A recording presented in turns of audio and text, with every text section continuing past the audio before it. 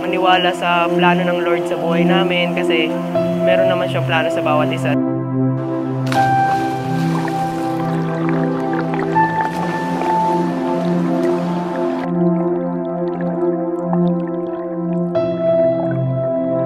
Ako si Edmar Chimo Maclay, taga-Taguig.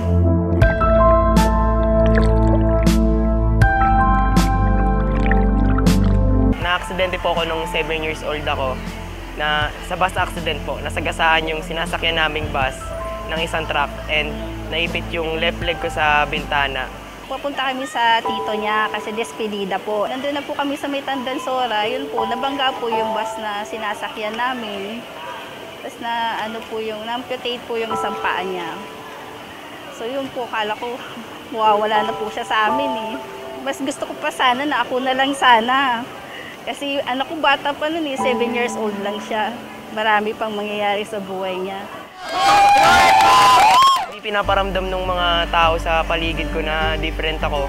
Parang tinitreat nila ako ng normal and kapag nahihirapan ako, dami naman tumutulong sa aking friends para i-motivate ako. Natuto ko siyang malin kasi parang mas nakakaya ko gawin yung nagagawa ng normal person sa sport na swimming. I'm Edmar Chimo Maclay, swimmer from NCR. So yung feelings po is masaya kasi first time ko makapasok ng palaro and sa swimming.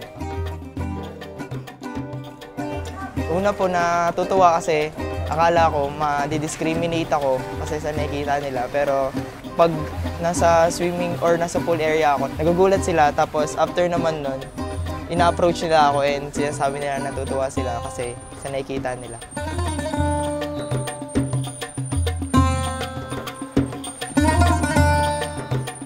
Siyempre, yung first motivation ko is yung family ko na lagi nag-cheer or lagi nasa likod ko. And yung challenge sa sarili ko na magawa ko yung mga nagagawa ng normal person. Ina-expect ko po na manalo. Ayun po yung inaano ko, mina-mindset ko na manalo, kaya nagtitraining ko. So yun, ini-aim ko naman po na maka-gold sa palaro, kaya ginagawa ko yung best ko.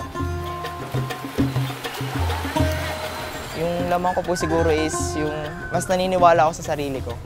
Na kahit may disability, alam kong magagawa ko yung gusto ko.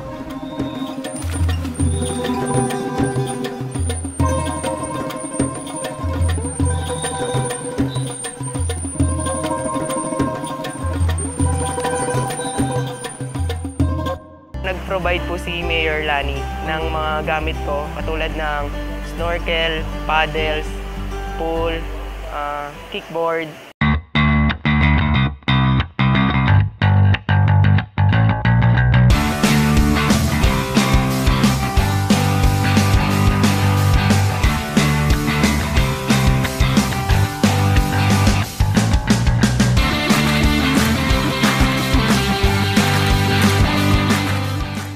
Lang po sa swimming, magaling din po siya sa academic. Tinatanong ko po sila, yung mga kalaban ko po, mga 4 years nang sumasali, mga ganun. So kinabahan po ako doon. Pero nilakasan ko po yung loob ko nung lumangoy. Magtiwala rin sa mga family and friends. Makinig tayo sa kanila pag may pinapayo sa atin para madagdagan yung motivation and yung kalaman natin.